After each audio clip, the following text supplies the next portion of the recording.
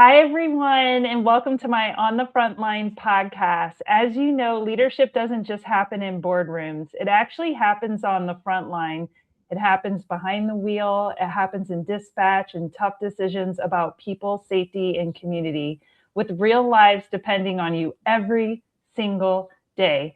This is the Frontline podcast where I have real conversations about leadership, learning, and growth, where the work actually happens. This week's conversation is about leadership that goes well beyond business. It's about leadership that protects an industry, supports the people behind it, and fights for the future of trucking at every single level. My guest this week is Ben Greenberg. He is the president and CEO of the North Carolina Trucking Association. Ben has spent years serving the transportation industry, and I learned recently, first as an attorney and now as one of the leading voices for trucking policy and advocacy in North Carolina. Since stepping into the CEO role at NCTA in 2022, Ben has helped lead critical conversations around tort reform, infrastructure, truck parking, and the broader challenges facing carriers across the state and you all across the country. The association is number two in the country for growth, and it's a huge win with the booting ban.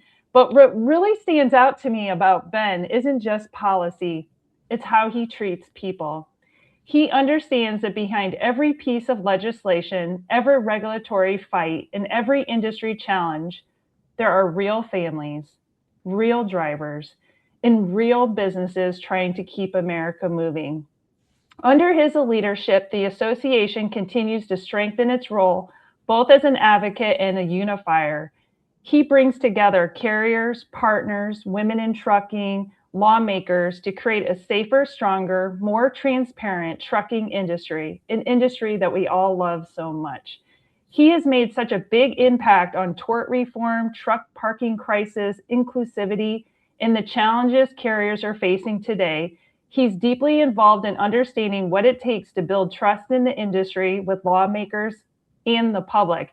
And I saw on LinkedIn, and this is one of the reasons of the many reasons I reached out to him, he closed on a truly special new property in downtown Raleigh, a milestone that represents not just growth, but his long term investment in the future of trucking in North Carolina.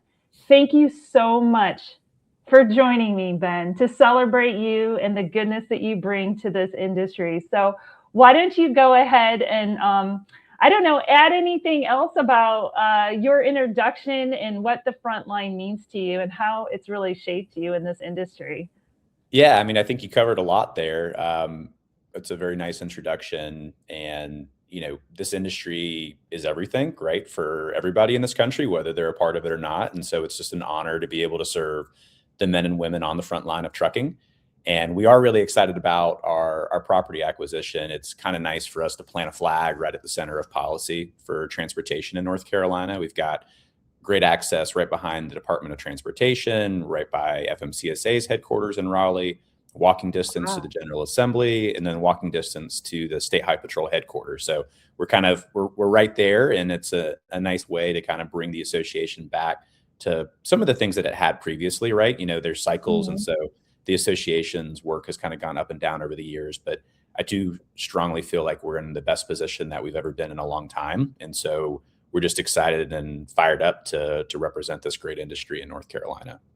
I love that so much. I saw the post. I can't wait to see it and see what you all do to really, I mean, make it your own, right? I think that is Yes. so beautiful. And one of the things that I've learned in being in the trucking industry for the past decade is a lot of times people think that innovation isn't happening, which is to me unbelievable. Yeah. So, from your perspective, then, where have you seen an innovation, maybe at your organization or beyond, that has been really impactful for you?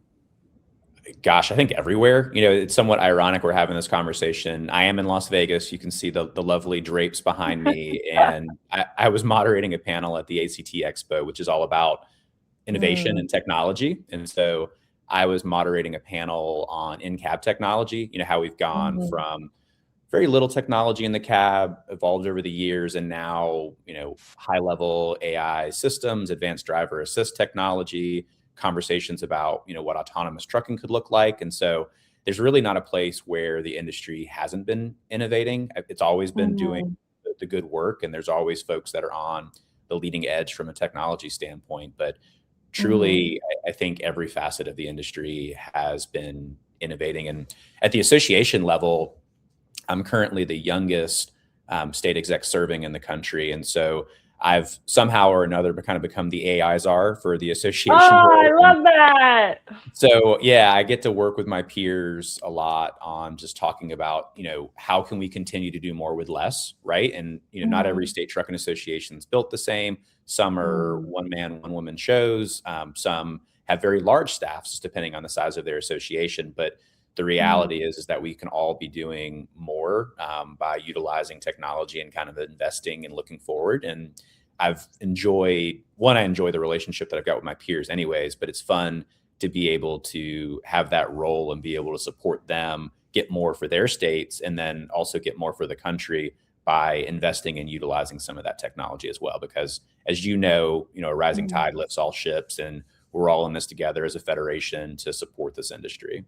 I love that. Thank you so much for going out to Las Vegas and learning because, people don't realize the time and effort that you do and you take to continue to advance not only your own knowledge, but the association's ability to lead as one of the leading state associations in the country. So it's really beautiful. And I know a lot of the conversation that I'm having around AI is this idea of removing people, and I think about the front line, about really what it teaches us about people and humanity. From your perspective, what do you think is the biggest lesson we can learn about the front line about humanity? Yeah, for me, it's always about like choosing kindness and that I opportunity, love right? that. Yeah, so, when you're working with frontline employees, and I've been one myself, you have the ability to make or break somebody's day, right? Like you're at that intersection, I Mhm. think, of potentially someone's best day or worst day. And I think you can really do so much with so little just by lifting people up. A simple, hey, thank you for what you're doing. And that's, whether I'm at the airport thanking a janitor in the bathroom, or whether I'm at a truck stop thanking a driver and honoring them and quite literally saying, hey, thank you for what you do, because without you, we don't have anything in trucking, right? And so I think that's the big lesson in humanity. And unfortunately, it can Mhm. cut the other way as well, right? Like if we don't choose kindness in Mhm. those scenarios, you can really have a very negative impact on the world, and particularly at that level. But I love the idea of frontline work. Even when I was in law practice, when I was interviewing young lawyers, my Mhm. first question in any interview would be, "Tell me about your first customer service job. Tell me about that time when you had that interaction." And if anybody ever told me their first job was law, I was like, "Yeah, this isn't Oh going to work. No, no! thank Oh you." no! No, thank you. What was your first customer service job? I like that. I like that Yeah, question. McDonald's. So I got a Oh, I work love that. permit when I was 15, and I was running the drive-through um, at McDonald's, and I had a love for Spanish and learning at that time as well. And so I quickly kind of picked up the food line Spanish, and then Oh. kind of quickly got into some supervisor roles as well for being able to kind of communicate with all the employees and kind of lead from the front. And so I was a young sort of supervisor at McDonald's when I was 16 in my grew up town where I grew up. Oh, that's awesome. It paved the way for you to lead an association, you know? I love that. Yeah. It's important work. I mean, you do learn so much about humanity. And I think you pointed something out that's so important. It can happen in the smallest places, as you're traveling, like you said. I carry around "You Are a Winner" stickers, and I give them to people in the airplane or wherever. I mean, because you never know how that will change someone's day. It's so important. Where do you think, if there was something in this industry that you could redesign or change, what would it be, and how do you think that will help move the industry forward?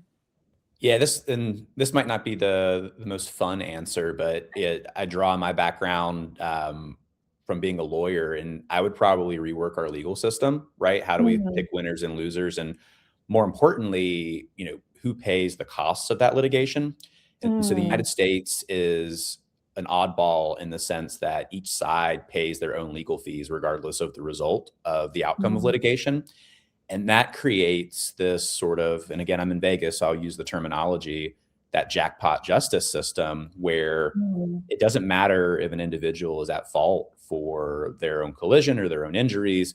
It encourages them to kind of throw it all at the wall. Let's sue everybody and Mm. let's see what happens. And I think that has created a really negative pressure on the industry right now, particularly with what trucking has to have in minimum insurance. And so it just makes trucking a very Mhm. viable target for plaintiffs' lawyers in a way that I don't think really honors and respects the sort of risk exchange and the valuable work that trucking is doing. And it's putting a lot of good operators out of business that haven't even had any collisions in the first place just because of how the cost of auto insurance continues to go up at an unsustainable level. So that would probably be my system design. And I think if you fix that and maybe went with more of the European model where if you file a lawsuit and you lose and you've got to make the person you suit whole by covering some of their legal expenses, I think it would make Mhm. that litigation a little bit more of a thoughtful process. And folks that were truly negatively impacted by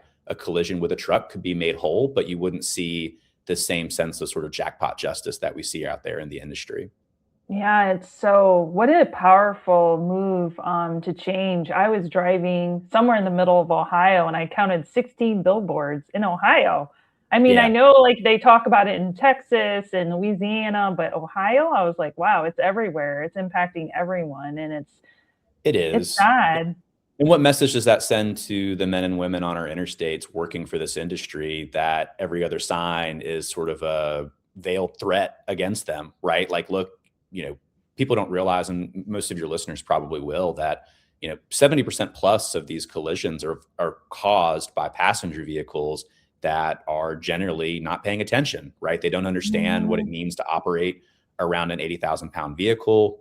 We're all very addicted to our devices. And so, you Mhm. get that little dopamine buzz on your phone, and all of a sudden you're looking at Facebook or Instagram or TikTok while you're driving down the interstate. You're starting to miss your exit, and you decide that your time's more important than everybody else's. And you cut, 2, 3 lanes over, and you potentially cause a collision. And then in the aftermath of that, the idea that you as an individual would then try to take a trucking company out of business is just, it's something that I struggle with personally. Yeah, yeah, it's a huge thing in this industry, and thank you so much for being focused on the change, being a change agent because that matters. What do you hope 10 years from now, Ben? What do you hope is left with your legacy and what you're doing today for the industry? What do you want to be remembered for? Yeah, I think shaping the dialogue around trucking, not just from people within the industry, but folks around it. I think that's really important work that we Mm. do, promoting the industry. I'd love, and this is not my anecdote, but I'd love if the folks going down the road could actually see what's inside the trailers, right? As they're driving Mm. around them. Like it's all your essentials, right? It's all the stuff that you Yeah. need. But, if you're talking about legacy 10 years from now, I would hope that folks would look back on the work that we're doing as an association. And it's not just my work because we're member Mhm. driven, is that trucking is in a much better spot, and it's getting the respect that it deserves as an essential industry that was essential, way before we started using that terminology post COVID. Yeah, absolutely. I love that so much. I really appreciate all the work you're doing. Time and time again, people ask me if I know you, and it just goes to show that the work that you're doing in the association and the members of your association are doing is meaningful. And so that is one of the reasons why I wanted to honor you with my Pelican Award. Because, and I have it right here, Oh, wow. it's going to have your name on it. It says that you're a winner. And I actually created the Pelican glass winner because one of the things about pelicans, Ben, I don't know if you knew this or not, but they live and they hunt in groups. And they don't thrive in isolation, but they actually thrive in community and connection. And they represent teamwork, social bonds, and the balance between giving and receiving. And so I wanted to give you a Pelican Award because you embody all of these traits. I know that you don't always get the spotlight, but I mean, you're over there in Vegas and people don't even realize that you're moving mountains just the same. You might not be the loudest voice in the room and you're not chasing applause or titles, but you're the one that shows up time and time again for others with your kindness and with the teamwork and social bonds that you're creating. I know because of everyone that talks to me, they tell me that you see the strength in others and you lift them higher. You give without ego and you lead not from the front, but you lead from within your community. So, since your work doesn't always make headlines, I want you to know that your kindness that you give makes impact. It's lasting and it's personal and it's powerful. So, today, Ben, I honor you for the way that you move this industry forward quietly but purposely, and for the community that you built, and for the balance that you bring, and for the lives that you've changed just by being you. And so No, I thank you can't so wait much. to visit your house or your community house and Yeah. celebrate you. So why don't you leave us today with some lasting advice and give a shout out to your association? Yeah, my advice, would just be to thank somebody for the work they're doing. Hopefully, it's somebody in that trucking or transportation industry, but it doesn't matter, right? Like whether you're at the airport doing anything, just thank somebody because I do think that will make the world a better place. And just excited about the work that our association's doing and will continue to do as we make an impact and be those change agents for the industry. So, my shout out goes to my members who continue to drive us and shape our policy and we've got an army of volunteers and we wouldn't be able to do anything without them. So that shout out goes to them. Awesome. I love that. Well, thank you so much. If you all want to learn about the North Carolina Trucking Association, Ben, where can they look it up and join and become members of this awesome association? Yeah, nctrucking.com. You can get all the information there. Check out our calendar. We put on 70 plus events every year. And so there's quite literally an event for everybody. It doesn't matter how you interface or serve the industry, whether you're a motor carrier or whether you're an allied member that supports the industry, we've got a spot for you and we've got work for you to do. So, if you're interested in getting involved, we'd love to have you. All right, let's get to work. And with that, everyone, we'll see you next time. Thank you for speaking of thanking people. We'll go ahead and we will thank everyone. Thank you all so much for joining us. We appreciate you. And until next time, be safe, be well, and of course, be kind.